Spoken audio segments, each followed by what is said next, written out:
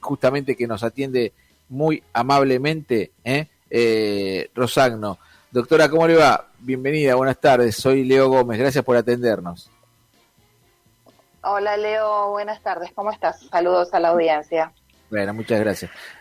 Hoy fue el último día del juicio. Seguramente pudiste escuchar los alegatos del abogado defensor, en este caso de Tomei, Sí. y por otra parte, bueno, la última palabra, en este caso que la tuvieron los acusados. Me gustaría escucharte al respecto. Uh-huh. Bueno, vamos a informar a todos qué son los alegatos. ¿Sí? Los alegatos se componen de una narrativa, una dialéctica jurídica muy importante, pero aparte de eso están cargados de emocionalidad, porque es la última instancia, la instancia final que tienen los abogados para conmover al tribunal o al jurado, ¿sí? Cada parte muestra una parte de la historia y se basa principalmente, esa parte de la historia se basa en pruebas, ¿sí? Que están, o sea, ayer vimos las pruebas de la Fiscalía y de la querella. La querella demostró tener a su cargo los fondos suficientes como para costear pruebas muy importantes, como la última prueba en la cual se puede mejorar las imágenes con una técnica carísima de mejora de píxeles e identificar mejor los roles. Y en el caso de la defensa, que fue en el día de hoy, realmente fue fracaso dentro de lo que es mi punto de vista, plagada de laberintos legales que no conducen a nada y por sobre todo en mentiras, ¿sí? Y vamos a ir hablando particularmente de cada una de esas mentiras dentro de mi consideración, ¿verdad? Lo primero que hizo el doctor Tomei es pedir la absolución ante la sorpresa de muchos que no se lo esperaban, y basó ese pedido de absolución considerando que para él el hecho no estaba probado, que se probaron otros hechos. Y decía que los hechos alegados no respetaron la requisitoria original a elevación a juicio, violando lo que es el principio de congruencia. Y luego podemos ampliar. Dice que debió declararse en ese momento la nulidad, que él lo indicó, que no hubo lugar en ese momento, que ya está el pedido en casación para hacer un nuevo juicio. O sea, a él le molestaba y le sigue molestando la indeterminación. ¿Qué quiere decir para él la indeterminación? En la requisitoria a juicio no es lo mismo que digan que habiendo 8 personas, 5 se dedicaron a hacer una cosa, 3 se dedicaron a hacer otra. Y en la requisitoria de elevación a juicio fue lo que se indicó. En cambio, al momento de la prueba, de los alegatos, se probaron cosas distintas, lo cual a mi punto de vista, al ser un juicio oral, la instancia superadora de la investigación penal preparatoria, es totalmente subsanable si se ha probado, si se ha llegado a identificar, más allá de la duda razonable o más allá de la certeza apodíctica que podemos tener, de la verdad objetiva que podemos tener, si podemos probar mucho más de lo que ya sabíamos, qué mejor, claro, no mejor para la defensa, naturalmente. Dice el abogado que solamente se debe probar lo que se imputó, por lo tanto lo que se alegó ayer no es la requisitoria, por lo tanto por la teoría de la indeterminación esto requeriría por parte de la sentencia que se realice una referencia, una réplica a lo que se encontró en el debate para evitar que el juicio se declare nulo. O sea, nos quedamos todos bastante alertados ante esta situación, porque decía, bueno, ayer se escuchó que uno gritó, que otro arengó, que otro pegó, pero eso no fue lo que se elevó en la requisitoria a juicio. Entonces, lo que no pueda probar queda a cargo de los imputados, dice. Y nosotros como defensa no tenemos por qué probar absolutamente nada porque la carga de la prueba la tiene la Fiscalía. Entonces, si quieren ahondar con respecto al tema de la indeterminación, que me parece lo más grave de todo, pero entiendo que el tribunal no se va a conmover, ya que estamos hablando de conmover, con esto. Él decía que, bueno, dentro de lo que no podía generar una teoría del caso, que fue una de las primeras nulidades que presentó al inicio del debate, porque la acusación no pudo quebrantar el principio de inocencia de estos chicos, porque no podía determinar cuáles habían sido los roles. Y bueno, no sí. Se le concedió eso y quedó a la espera de casación. Sí, decime. No, te decía lo siguiente, porque digo, obviamente desde la parte técnica lo decís con mucha solidez. Yo digo también, hoy viendo el juicio, ¿no? Y siguiéndolo de todas estas jornadas, bueno, que tampoco fueran tantas, ¿no? Las que nos permitieron, poder estar, allí, o por lo menos a través de las distintas plataformas, veía justamente lo poco que duró, ¿no? El alegato de la defensa, contrarrestándolo con lo de ayer. Claro, bueno, pero precisamente por eso no había pruebas indubitables a favor de la defensa, ninguna. Entonces, el abogado defensor, lo que te decía al principio, generó rulos, laberintos procesales para decir lo que exigir el sobreseimiento, que él no lo tenía pensado, pero ante la indeterminación del requerimiento de elevación a juicio y lo que se alegó ayer, hay una inconsistencia, por lo tanto se tiene que volver a hacer, a salvo que se realice en la sentencia una réplica de que en realidad los 8 no fueron 5 los que pegaron y 3 los que contuvieron, sino que pegaron los 8. Ese es el kit de la cuestión, lo que a él le fastidia, ¿sí? En lugar de ponerse, digamos, como cualquier abogado lógico, buscando la verdad objetiva de que ahora sabemos cómo pasaron las cosas.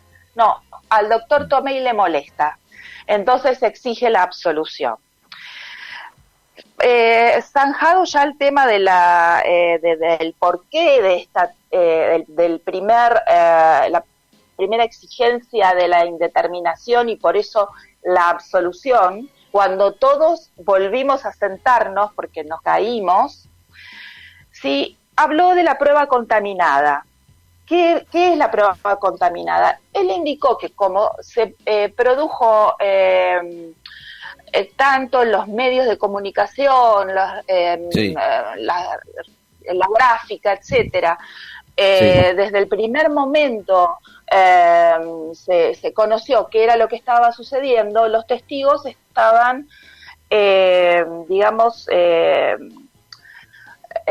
confundidos en los hechos o quizás estaban influenciados por lo que habían escuchado, que era imposible que pudieran recordar luego de 3 años los detalles, y que esos detalles obviamente les ayudó los medios, lo cual es lo mismo que decir cómo me molesta la tecnología en el siglo XXI.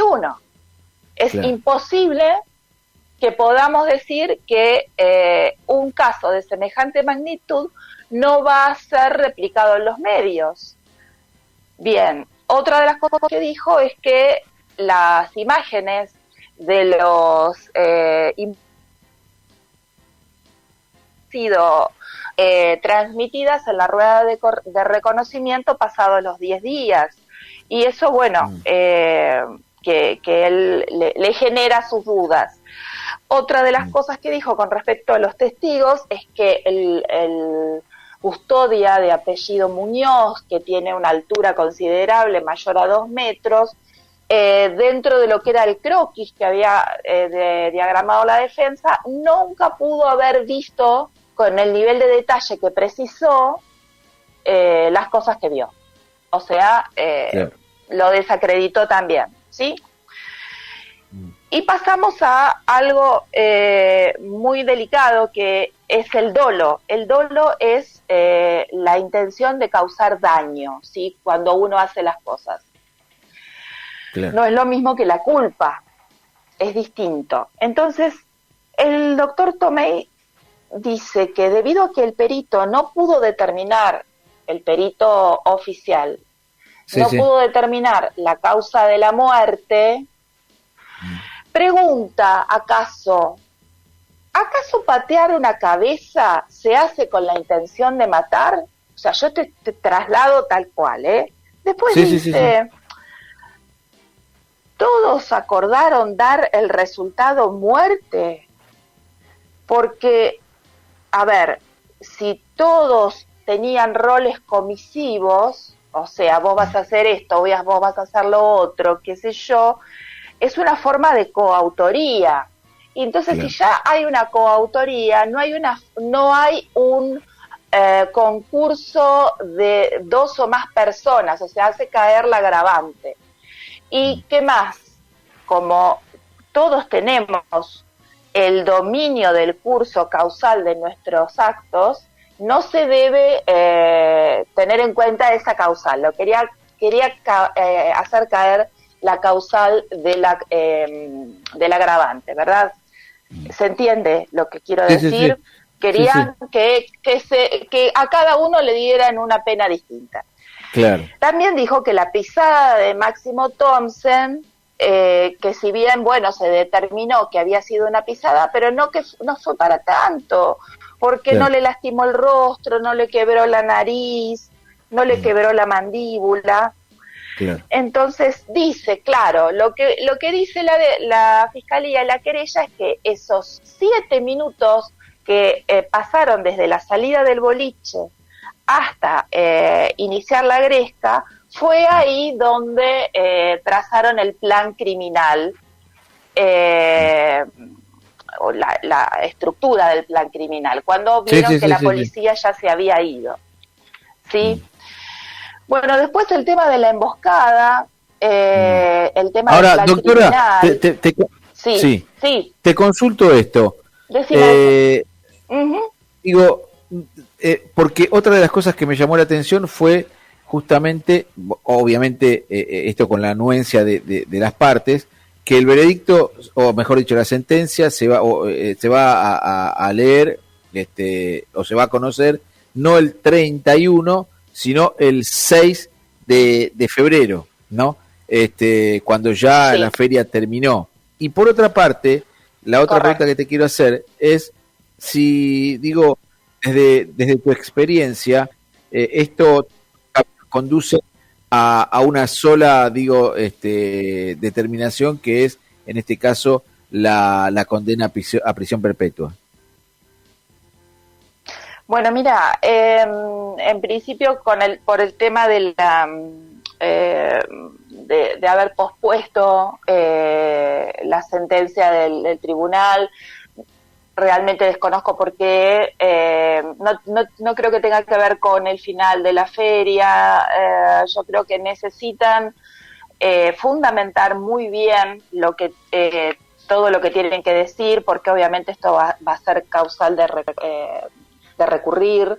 a casación, entonces me parece que necesitan el tiempo suficiente para tener una sentencia sólida. Y con respecto al tema de la sentencia propiamente dicha, dentro de mi punto de vista sigue siendo prisión perpetua, reclusión perpetua de 35 años sin posibilidad de libertad condicional, por supuesto. Eso sigue siendo, es mi punto de vista, pero el abogado dejó 3 opciones más, y te las explico.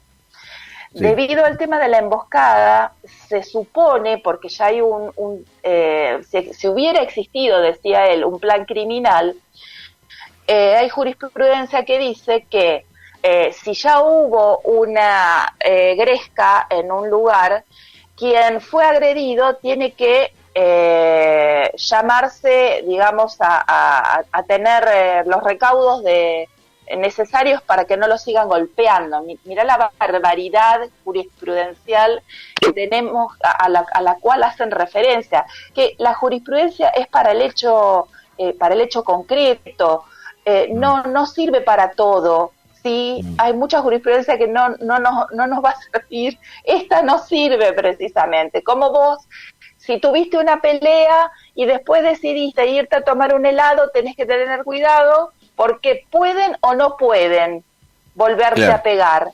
Claro. O sea, la responsabilidad es, en este caso, del que está siendo agredido. Es culpa de él, por haberse quedado tomando un helado, de acuerdo a esas personas, ¿sí? Claro. Y el tema de la autopsia, el perito dice que encontró 6 o 7 golpes, nada más. Sí. Que tenían moretones y rayones. Entonces, ¿cómo puede ser que digan que lo golpearon como una bolsa de papas, que estaba lleno de golpes? Sí. Hizo referencia a un golpe en el hígado y que pudo haber sido ocasionado por el RCP. Una barbaridad, una falta de ética absoluta. Y él dice, bueno, esto pudo haber sido un homicidio en riña, que es el artículo 95, que es cuando, en ocasión de una riña o agresión, forman parte 2 personas. Sí, ¿quién lo causaron? Eso es importante, porque no podemos usar la analogía en el derecho penal. Dice clarito, sin que supiéramos quién causó, se tendrá por autores a todos los que formaron parte. Y esa pena en expectativa es de 2 a 6 años. Y después da otra posibilidad. O sea, si no te gusta la absolución, te doy otra. Te doy la de homicidio en riña.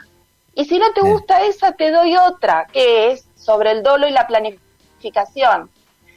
La requisitoria a juicio habla de premeditación y alevosía. Si hubieran querido matarlo, dice este hombre, por Dios, le hubieran pegado con un ladrillo o con un cuchillo. ¿Y cómo entonces filmaron su propia prueba? O sea, él no se olvida que esto era un modus operandi, de que estos chicos ya tenían esa forma de divertirse. Entonces dice, bueno, vamos al homicidio simple con dolo eventual, que ya nos vamos a... Sí, pero igual, de todas maneras, ahí me permito agregar un dato que bueno, no se comentó en el juicio, pero estos muchachos, que digo, se los ve, ¿no?, bastante corpulentos, practican rugby, y una de las justamente de las oportunidades que tienen los rugbyers es de fortalecer el tronco inferior, en este caso también las piernas, la cadera, y a partir de eso, digo, tienen mucha fuerza allí en esos miembros, ¿no? Con lo cual, digo, quizás hasta pueda ser mucho más violento, probablemente, y mucho más feroz una patada que un ladrillo. Pero por supuesto, esto es lo que hemos conversado, porque ellos todos sabemos que hubo iniciativa de mano prohibida en el año 2020 por 2 diputados. Que claro, eso me lo comentaste. Claro, entonces además de la ingesta de esteroides, que los esteroides son medidas físico-culturistas, pero que tienen que tener determinado límite, porque si no, el exceso genera este tipo de desvíos, ¿sí? Entonces, como vos bien decís, un golpe de eso puede ser peor aún más que un ladrillazo, totalmente de acuerdo. Después dice que, bueno, o sea, ofrece el homicidio simple con dolo eventual, sería el artículo 79, de 8 a 25 años, por supuesto sugiriendo la mínima, naturalmente. Y ellos dicen que lograron la impunidad dándose a la fuga. No pudieron porque dejaron los autos ahí, después se siguieron mostrando, fueron a comer. O sea, fíjate cómo puede haber una versión completamente disímil de un lado y del otro, viendo el mismo hecho. Para lo que es la defensa y la querella es lograr la impunidad, para la fiscalía y la querella lograron la impunidad, y para la defensa no lograron, no buscaban impunidad porque se hicieron ver como si nada hubiera pasado. Entonces dicen, pero ¿sabes lo que pasa? Es que eran demasiado chicos. No pudieron tomar dimensión de lo que había pasado, no se dieron cuenta de lo que había pasado. Y tremendo. Bueno, como último ofrecen esta tercera receta. Dice, bueno, si no te gusta la absolución, no te gusta el homicidio en riña, te parece mal el dolo eventual del homicidio simple, te ofrezco el homicidio predeterminado, que es el homicidio culposo del artículo 81B, que te dice, mirá qué barbaridad, que con solo el propósito de ocasionar un daño, pero que ese daño dio el resultado muerte no querido, o sea, ahí tenés la diferencia entre dolo y culpa, no se quería causar con los medios empleados la muerte, le darían, si fuera reclusión, de 3 a 6 años, y si fuera prisión, de 1 a 3 años. O sea, lo que busca este colega es que la absolución, porque ya ha pasado 3 años en prisión. Claro. Entonces busca la mínima, claro, que no sea en el caso de homicidio simple con dolo eventual, pero busca determinados vericuetos para que la pena en expectativa los permita ser liberados inmediatamente. Tremendo. ¿Cómo hemos llegado doctora, a esto? Sí, realmente. Ha sido muy ilustrativo escucharte, verdaderamente un placer. Estamos en contacto, te mando un fuerte abrazo. Muchas gracias, a disposición, saludos a todos. Gracias. La doctora Silvina Fernández Rosán, ¿no? Abogada penalista, charlando con nosotros y explicándonos claramente lo que sucedió hoy, realmente claramente lo que pasó en la jornada final del juicio de los alegatos, por el juicio a través